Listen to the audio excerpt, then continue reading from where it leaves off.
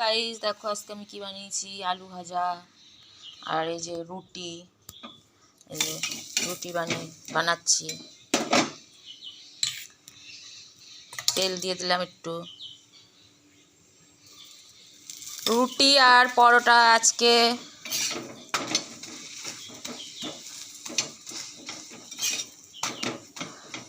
এই যে আলু ভাজা আর এই রুটি।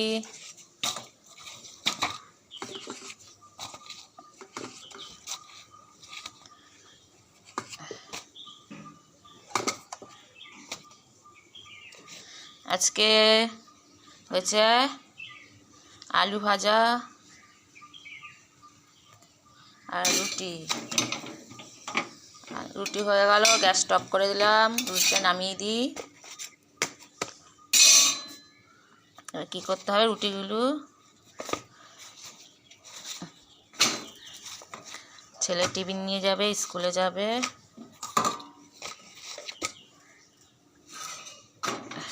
আলু ভাজাগুলো এবার নামিয়ে ফেলি।